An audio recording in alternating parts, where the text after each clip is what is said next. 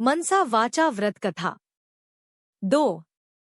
एक समय तरह तरह के फल फूल और सुंदर सुंदर जड़ी बूटियों से शोभ्यमान कैलाश पर्वत पर विराजमान श्री भगवान शंकर जी से श्री पार्वती जी बोली कि हे जगत के स्वामी, आज मन बहलाव के वास्ते आप और मैं चौपड़ खेले। शंकर जी ने कहा कि चौपड़ के खेल में बेईमानी बहुत होती है और हार जीत का पता नहीं पड़ता है, इसलिए कोई तीसरा आदमी होना चाहिए जो ईमानदारी से फैसला कर सके। पार्वती जी ने ऐसा सुनकर अपने शरीर से मैल उतारा और आदमी की सूरत का पुतला बनाकर रख दिया और कह दिया कि हे पुत्र, तू हम दोनों की हार जीत का फैसला करना। ऐसा वचन बोलकर महादेव जी व पार्वती जी ने पासा फेंका और पुत्र से पूछा कि कौन हारा कौन जीता। पुत्र ने कहा कि शंकर भगवान जीते और पार्वती जी हारी।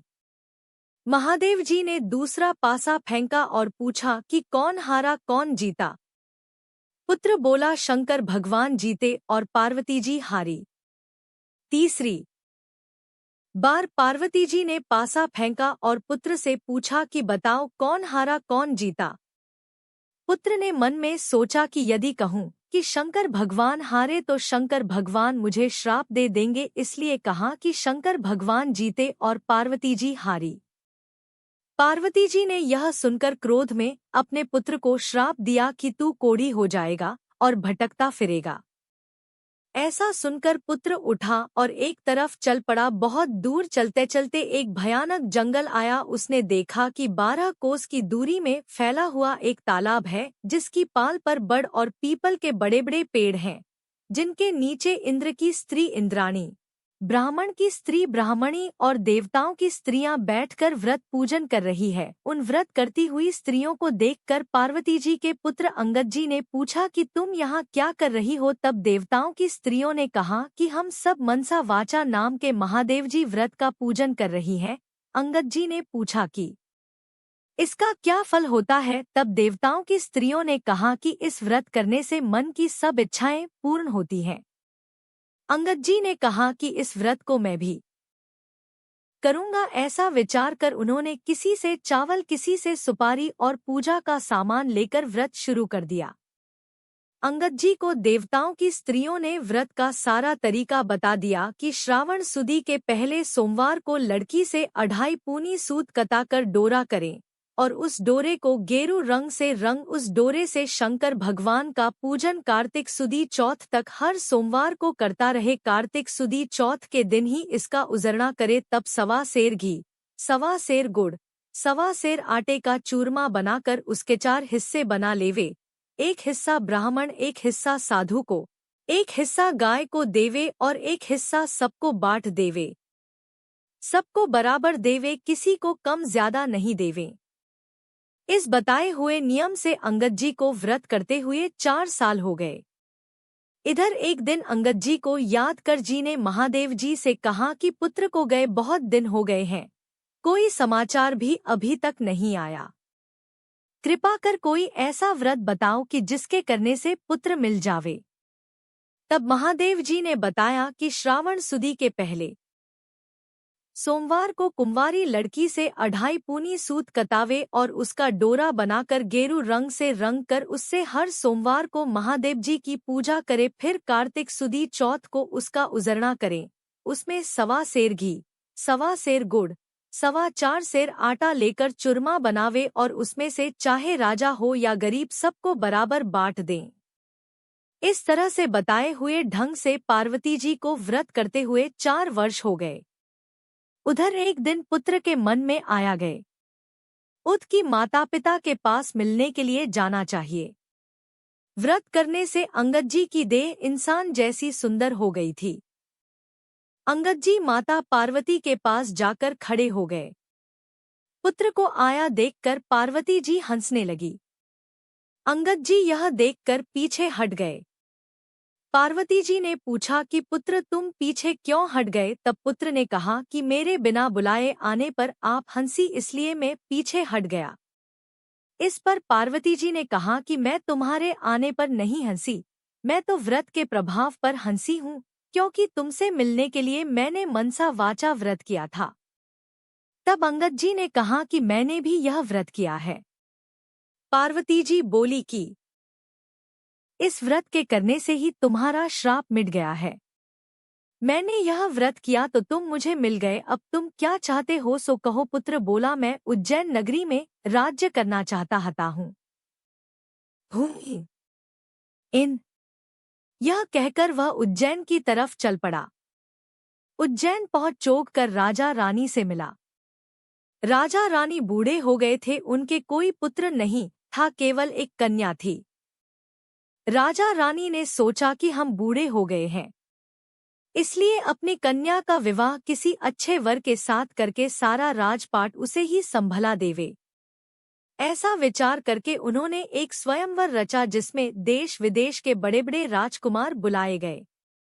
स्वयंवर में एक हथिनी को सजाकर राजा ने हथिनी को हाथ जोड़कर कहा कि हथिनी देवी, इन सब में जो राज करने का अधिकारी हो और कन्या के लिए श्रेष्ठ वर हो, उसी के गले में यह माला डाल देना। यह कहकर हथिनी की सूंड में वह माला पकड़ा दी। हथिनी ने चारों तरफ देखभाल कर पार्वती जी के पुत्र अंगद जी के गले में वह माला डाल दी। तब सबने कहा कि हथिनी चूक गई है। फिर हथिनी का श्रृंगार किया और हाथ जोड़कर कहा कि जो इस राज्य को भोगने का अधिकारी हो और राजकुमारी के लिए अच्छा वर हो, उसी के गले में यह माला डाल देना। यह कहकर माला ऐस हथिनी की सूंड में पकड़ा दी। अंगद जी को पहले ही वहां से निकाल दिया था। हथिनी ने घूम फिर कर बाहर निकलकर फिर अंगद जी को माला डाल दी। तब फिर सब लोगों ने कहा हथिनी ने हठ कर ली है, इसलिए फिर उसी के गले में माला डाल दी है। ऐसा विचार कर फिर हथिनी को सजाया गया और माला देकर निवेदन किया कि हे गजराज, तू देवता स्वरूप है, सो जो इस राज का मालिक बनकर राज्य भोगने वाला हो और राजकुमारी के लिए श्रेष्ठ वर हो, उसी के गले में यह माला डाल देना। अंगद जी को पहले ही मार पीट कर बाहर निकाल हर निक दिया था। हथिनी घूम फिर कर फिर बाहर निकल गई और उनके गले में माला डाल दी। तब राजा ने नगर के सेठ को बुलाकर हुक्म दिया कि इन अंगद जी को आप घर ले जाकर बारात बनाकर ले आओ। सेठ अंगद जी को घर ले गया और वहां से बारात बनाकर राजा के यहाँ ले आया। राजा ने पंडितों को बुलवाकर मंडप की रचना करवाई और अपनी कन्या के साथ अंगद जी का विवाह कर दिया। सारा राजपाट उसको सौंप दिया। अपने खर्च के लिए केवल 4 गांव रख लिए। राजकुमारी और अंगद जी ने नेमा महल में प्रवेश किया। राजकुमारी ने पूछा कि आपका नाम क्या है, जाति क्या है और आपके माता पिता कौन हैं? तब उन्होंने कहा कि मेरा नाम अंगद है और श्री महादेव जी पार्वती जी मेरे माता पिता हैं। राजकुमारी ने कहा कि श्री महादेव जी तथा पार्वती जी तो देवलोक के देवता हैं, इसलिए इस मृत्यु लोक में तुम्हारे माता पिता कैसे हो सकते हैं? तब अंगद जी ने कहा कि एक समय सुंदर फल और वनस्पतियों से सुशोभित कैलाश पर्वत पर महादेव जी विराजमान थे। तब पार्वती जी ने महादेव जी से चौपड़ खेलने के लिए कहा।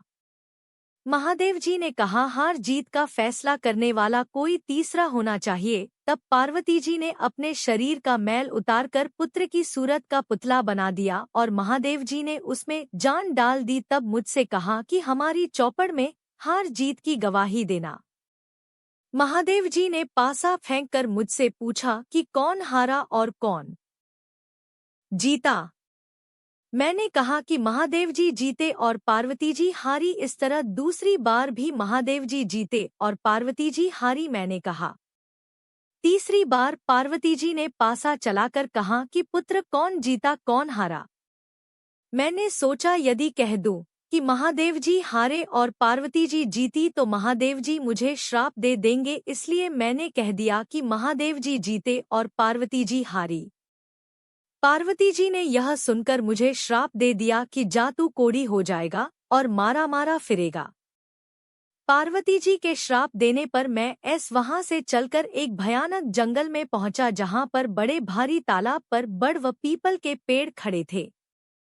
उस स्थान पर इंद्राणी, ब्रह्मणी आदि देवताओं की स्त्रियां व्रत कर रही थी, उनसे पूछा कि ऐसा करने से क्या होता है। तब उन्होंने व्रत का प्रभाव तथा उसके करने की विधि बताई। तब मैंने किसी से चावल मांगकर व्रत शुरू कर दिया। श्रावण सुदी पहले सोमवार के दिन कुनारी कन्या से 2.5 पूनी सूत कताकर डोरा किया और उसको गेरू में रंग कर महादेव जी की पूजा की। और कार्तिक सुदी चौथ को विसर्जन करे 1.25 सेर घी, 1.25 सेर गुड़, 4.25 सेर आटा इनका चूरमा बनाकर सबको बराबर बराबर बांट दिया। इस प्रकार यह व्रत पूरा किया। उधर पार्वती जी ने महादेव जी से पूछा कि हमारा पुत्र अंगद का कुछ पता नहीं है, वह बहुत समय से आया नहीं है। तब महादेव जी ने कहा कि वह जीवित है, मैं बताता हूँ, उस प्रकार व्रत करो जिससे तुम्हारा पुत्र आ जाएगा। व्रत का विधान बताया कि श्रावण सुदी के पहले सोमवार के दिन कुंवारी कन्या से 2.5 पूनी सूत कताकर डोरा बनावे, उसको गेरू रंग में रंग कर महादेव जी की पूजा करे और कार्तिक सुदी चौथ को उजरना करे। 1.25 सेर घी, 1.25 सेर गुड़, 4.25 सेर आटा लकर चूरमा बनावे और उसके 4 भाग कर ऊपर बताए हुए ढंग से बराबर बराबर बांट देवे। इस प्रकार बताए हुए ढंग से पार्वती जी ने व्रत किया। इधर मैं जाकर पार्वती जी के पास खड़ा हो गया। पार्वती जी मुझे देखते ही हंस पड़ी। मैं पार्वती जी को हंसता देखकर पीछे हट गया। तब पार्वती जी ने कहा कि मैं पीछे क्यों हटा। मैंने कहा कि तुम मेरे बिना बुलाए आने पर हंसी, इसलिए पीछे हटा। पार्वती जी ने कहा कि मैं तो इसलिए हंसी कि मैंने उसके प्रभाव से तुम मेरे पुत्र मुझे मिल गए। मैंने कहा कि मैंने भी यही व्रत किया। तब माता पार्वती जी ने कहा तुम्हारे मन में क्या है सो कहो। मैंने कहा उज्जैन नगरी की राजकुमारी और उज्जैन का राज्य मुझे मिल जाए। तब पार्वती जी ने कहा कि तुम्हारे मन की इच्छा अवश्य पूर्ण होगी। अब उज्जैन नगरी का राज्य भी मिल गया। अंगद जी ने अपनी विवाहित राजकुमारी से पूछा कि तुम्हारे मन में क्या है सो कहो। राजकुमारी ने कहा कि हमारे बिना गर्भवास के ही पुत्र होना चाहिए। तब अंगद जी ने कहा कि तुम्हारे बिना गर्भवास ही पुत्र होगा। तुम मनसा वाचा व्रत ऊपर बताए हुए ढंग से करना। यह कहकर अंगद जी वहां से चले गए। रानी ने मनसा वाचा व्रत करना शुरू किया। 4 वर्ष के बाद एक दिन रानी ने दातुन करते समय दासी के पात्र भरकर जल लाने को कहा। दासी जल लाने गई, तब क्या देखती है, सोने की पालकी में बच्चा बैठा हुआ पैर का अंगूठा चूस रहा है। दासी ने झट से आकर रानी से कहा कि आपके पुत्र हुआ है। रानी ने कहा कि क्यों हमसे हंसी करती हो। दासी ने कहा कि विश्वास न हो तो चलकर देख लो। रानी ने जाकर देखा तो सचमुच पालने में बच्चा बैठा पैर का अंगूठा चूस रहा है। रानी ने बहुत प्रसन्न है कर श्री महादेव जी से प्रार्थना की कि हे भगवान, आपने यह पुत्र दिया है तो इसके लिए मेरे स्तन में दूध की धारा भी निकल जाए। इतना कहते ही रानी के स्तनों से दूध की धारा छूट गई। बच्चे के स्नान कराकर दूध पिलाया। इस प्रकार बालक धीरे धीरे बड़ा होने लगा। कुछ बड़ा होने पर एक दिन बालक अपनी माता से पूछ बैठा कि मेरे पिता कौन हैं। तब माता ने कहा कि अंगद जी तेरे पिता तथा महादेव जी व पार्वती जी तेरे दादा दादी हैं। तब फूल कुंवर ने कहा कि यह बात मृत्यु लोक में कोई नहीं मान सकता। तब माता ने कहा कि एक दिन महादेव जी व पार्वती जी ने कैलाश पर्वत पर चौपड़ खेलने की सोची। हार जीत का फैसला करने के लिए पार्वती जी ने शरीर से मैल उतार पुतला बनाया और शिवजी ने उसमें कर मनुष्य का पुतला बनाया, जीवन डाल दिया और कहा कि तुम हमारी हार जीत का फैसला करना।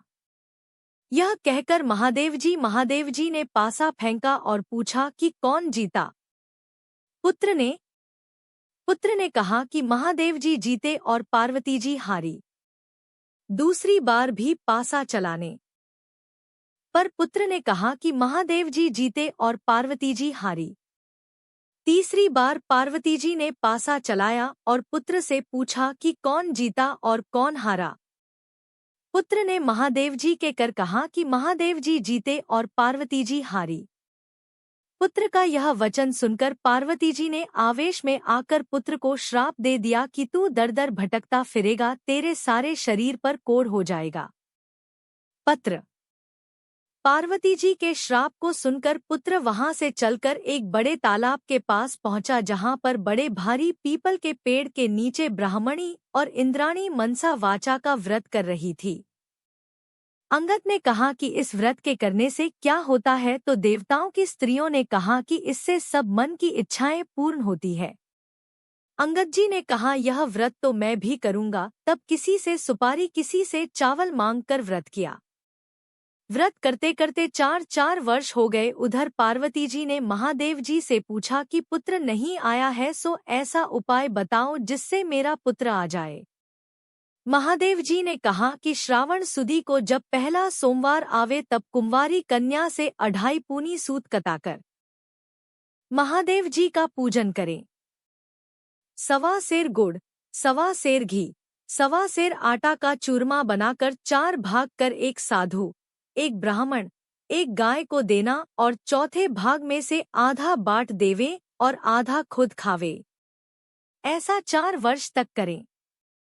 4 वर्ष व्रत करने पर पुत्र आकर खड़ा हो गया और पार्वती जी हंसने लगी। तब अंगद जी पीछे हट गए। पार्वती जी ने अंगद जी से पूछा कि तुम पीछे क्यों हट गए? तब अंगद जी ने कहा कि तुम हंसी इसलिए मैं पीछे हटा। तब पार्वती जी ने कहा मैं तो व्रत के प्रभाव से हंसी। पुत्र ने पूछा कि तुमने कौन सा व्रत किया? पार्वती जी ने कहा मैंने मनसा वाचा व्रत किया है। तब पुत्र ने कहा कि मैंने भी मनसा वाचा व्रत किया है। पार्वती जी ने कहा कि इस व्रत के प्रभाव से तुम्हारा भी श्राप मिट गया। अब तुम्हारे मन में क्या है सो कहो। पुत्र ने कहा कि मैं उज्जैन का राज्य चाहता हूँ। माता बोली तुम्हें उज्जैन का राज्य गणेशला मिल जाएगा बटा W। तेरे पिता के बताने से मैंने इस वाचा व्रत को किया तो तुम बिना गर्भाधान के पुत्र उत्पन्न हुए। इस तरह से अंगद जी तुम्हारे पिता और महादेव जी तुम्हारे दादा है। माता ने कहा कि पुत्र तुम्हारी क्या इच्छा है सो कहो। पुत्र ने कहा कि हमारे यहाँ इंद्रलोक से एक विमान आवे जिसमें एक कन्या हो। माता ने कहा जा तेरी इच्छा पूर्ण होगी। तब पुत्र ने भी व्रत करना शुरू कर दिया और 4 वर्ष व्रत करने पर एक दिन सुबह पुत्र ने देखा कि आकाश से एक विमान उतर रहा है। विमान उतरने पर राजा ने विमान के पास पहुंचकर और उसका पर्दा हटाकर देखा कि उसमें एक 12 वर्ष की सुंदर कन्या बैठी है। तब राजा ने ब्राह्मणों को बुलाकर साज़बाज और ठाट बाट के साथ उस कन्या से विवाह कर लिया। एक दिन राजा शिकार खेलने गए, वहां शिकार नहीं मिला और रास्ता भटकने के कारण एक बाग में राजा ने डेरा डाल दिया। राजा भूख प्यास से व्याकुल हो रहा था। इतने में ही एक ब्राह्मण आ गया और उसने अपना पतड़ा देखकर बताया कि आज कार्तिक सुदी चौथ का उजरना है। तब राजा ने कहा कि ब्राह्मण देवता मुझसे भूल हो गई है, सो चौथ का पूजन करावे। पूजन कर राजा ने नगर में खबर भेजी कि राजमहल से 1.25 सेर घी, 1.25 सेर गुड़, 1.25 सेर आटा का चूरमा बनाकर भेजा जावे। रानी ने सोचा फौज साथ में होने से इतने चूरमे से क्या होगा, इसलिए एक गाड़ी भरकर भेज दिया। राजा ने सोचा कि मेरे लिए तो यह काफी है, लेकिन फौज के लिए तो थोड़ा होगा। इतने में महादेव जी ने गुस्से में भरकर राजा को स्वप्न में कहा कि तुम अपनी रानी को घर से निकालो, नहीं तो तुम्हारा राज्य नष्ट कर दूंगा। तब राजा ने खुद महल में जाकर रानी को डांट डपट कर राज्य से निकाल दिया। रानी महल से जाने लगी। रास्ते में राज दीवान मिल गए। उन्होंने रानी से पूछा कि रानी जी कहाँ जा रही हो? तब रानी ने सब हाल कहा। दीवान ने कहा राजा साहब का गुस्सा कम होने पर हम उन्हें समझा देंगे, आप मेरे घर पर चले। इस प्रकार कहकर वह रानी को अपने घर पर ले गया। घर पहुंचते ही दीवान अंधा हो गया। तब दीवान ने रानी से हाथ जोड़कर कहा कि आप यहाँ से चली जावे।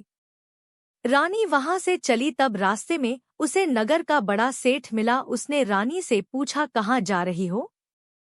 रानी ने कहा कि राजा ने गुस्से में आकर मुझे देश निकाला दे दिया है। तब सेठ ने कहा कि राजा को 1-2 दिन में समझा देंगे, आप मेरी हवेली में चले। रानी के पहुंचते ही सेठ भी अंधा हो गया और कारोबार ठप्प हो गया। हुंडिया बंद होने से सेठ जी का दिवाला होने लगा। तब सेठ जी ने हाथ जोड़कर रानी से कहा कि आप यहाँ से चली जावे। रानी वहां से भी चल पड़ी। आगे चलकर एक कुम्हार मिला, उसने भी रानी से पूछा कि आप किधर जा रही हो। तब रानी ने राजा के गुस्से में आकर निकालने की बात कह सुनाई। तब कुम्हार ने कहा कि राजाजी को 1-2 दिन में समझा देंगे, आप मेरे घर चलो। रानी कुम्हार के साथ उसके घर चली गई। घर पहुंचते ही कुम्हार अंधा हो गया और उसका आवा फूट गया। तब कुम्हार हाथ जोड़कर रानी से कहने लगा कि आप यहाँ से चली जाए। यह सुनकर रानी वहां से चल पड़ी। आगे चलने पर रास्ते में एक माली मिला, उसने भी रानी से पूछा कि आप किधर जा रही हैं। तब रानी ने माली को देश निकाला की बात कह सुनाई। माली ने कहा कि आप मेरे बाग में चले, 1-2 दिन में राजा साहब को मना लेंगे। रानी के बाग में जाते ही हरा भरा बाग जलकर कोयले की तरह हो गया और माली भी अंधा हो गया। तब माली ने हाथ जोड़कर रानी से कहा कि आप यहाँ से चली जावें। रानी सोचने लगी, मैंने ऐसा कौन सा पाप किया है जिसके कारण जहाँ भी जाती हूँ वहीं अनर्थ हो जाता है। इस जीवन से तो मरना ही अच्छा है। यह सोचकर वहां से चल पड़ी। आगे 2 रास्ते जाते थे, जो एक 6 महीने का था और एक 3 दिन का। रानी 3 दिन के रास्ते पर चल पड़ी। आगे चलने पर क्षिप्रा नाम की नदी आई। रानी ने सोचा इसमें डूबकर मर जाना ही अच्छा है। ऐसे विचार कर वह नदी में कूद गई। इतने में ही नदी का सारा पानी सूख गया। आगे चलने पर एक बड़ा भारी पर्वत आया। रानी पर्वत पर चढ़कर गिरने लगी तो पर्वत जमीन के बराबर हो गया। रानी फिर आगे चलने लगी तो एक जंगली शेर मिला। रानी ने सोचा इसको छेड़ूंगी तो यह मुझे खा जाएगा। यह सोचकर हाथ फेरा तो वह शेर पत्थर का हो गया। रानी फिर आगे चली कि एक अजगर मिला। उसने सोचा इसे छेड़ूंगी तो यह मुझे खा जाएगा। यह सोचकर अजगर को छेड़ा तो वह भी रस्सी बन गया। वहां से फिर आगे चली तो चलते चलते एक बड़ा भारी बड़ पीपल का पेड़ आया, जिसके नीचे कुना था और महादेव जी का मंदिर था। उसमें बैठकर रानी नमः शिवाय मंत्र का पाठ करने लगी। का साधु कार्तिक सुदी। उस दिन कार्तिक सुदी चौथ थी, जिसके उजड़ने में मंदिर बमे गया था। आते समय रास्ते में उसे कुत्ते ने काट खाया। साधु ने सोचा मंदिर में कौन ऐसा पापी आ गया है जिससे मुझे कुत्ते ने काट खाया है। रानी के पास आकर साधु ने कहा, कौन यह डाकन बैठी है। तब रानी ने कहा कि मैं डाकन नहीं, एक दुखी स्त्री हूँ। यदि आप मुझे धर्म की बेटी बनावे तो मैं सब अपना हाल आपको बताऊं। तब साधु ने कहा, तुम मेरी धर्म की बेटी हो, अपना सारा हाल कहो। रानी ने सब बातें बता दी। साधु ने रानी की बात सुनकर उसे एक लड्डू दिया और कहा का आज कार्तिक सुदी चौथ का उजरना है, सो राजा को अधिक नहीं और गरीब को कम नहीं देना चाहिए, इसलिए 1.25 सेर लड्डू बनाए हैं। तब रानी ने विचार किया कि मैंने राजा के कहने पर चूरमा अधिक भेजा था, इसलिए मुझे दुहक मिल रहा है। रानी ने साधु से कहा कि इस व्रत को मैं करूंगी। साधु ने कहा कि सावन सुदी में पहला सोमवार आवे तब इस व्रत की विधि बतलाऊंगा। कुछ दिन बीतने पर सावन सुदी आई। तब रानी ने साधु को याद दिलाई। साधु ने गांव में जाकर पूजा की सामग्री इकट्ठी की और पूजा आरंभ की। सावन के पहले सोमवार के दिन कुंवारी कन्या से 2.5 पूनी सूत कतवाया और महादेव जी की पूजा की। कार्तिक सुदी चौथ का उजरना किया तथा 1.25 सेर घी, 1.25 सेर गुड़, 1.25 सेर आटे का चूरमा किया और उसके 4 भाग कर पहली बताई विधि से बांट दिया। रानी ने साधु से कहा कि मुझसे रास्ते में जो पाप हो गए हैं उनसे छुटकारा पाने का मंत्र बताओ। तो साधु ने कहा कि नमः शिवाय मंत्र के जाप से सारे पाप कट जाते हैं। साधु ने कहा कि महादेव जी से कहना कि यदि आप प्रसन्न हैं तो इन सब को जीवित कर दो। नमः शिवाय मंत्र का पाठ कर जल का छींटा देना। रानी शिवालय की परिक्रमा कर वहां से चल पड़ी। सबसे पहले जो सर्प रस्सी बन गया था उसके पास गई और नमः शिवाय मंत्र का जाप करके बोली, जल छींट कर कि इस सर्प का चौगुना शरीर हो जावे, सो कहते ही सर्प का चौगुना शरीर हो गया। फिर सिंह मिला, वहां भी रानी ने नमः शिवाय मंत्र का जाप कर कहा कि जो सिंह पत्थर बन गया था जीवित होकर चौगुने शरीर वाला बन जावे। ऐसा कहते ही सिंह गरजता हुआ खड़ा होकर जंगल में भाग गया। इसी तरह आगे चलकर पर्वत के सामने गई और शिवालय जल का छींटा देकर नमः शिवाय मंत्र का जाप कर बोली कि यह पर्वत भी चौगुना होकर खड़ा हो जावे। यह कहते ही पर्वत भी चौगुना होकर खड़ा हो गया। आगे चलकर मंत्र जाप कर कहने पर नदी भी चौगुनी होकर बहने लगी। माली का बाग भी हरा भरा हो गया और उसका आंधापन जाता रहा। नगर सेठ के यहाँ जाने पर उसकी हुंडिया भी चलने लगी और आँख से दिखाई देने लगा और लक्ष्मी का भंडार भर गया।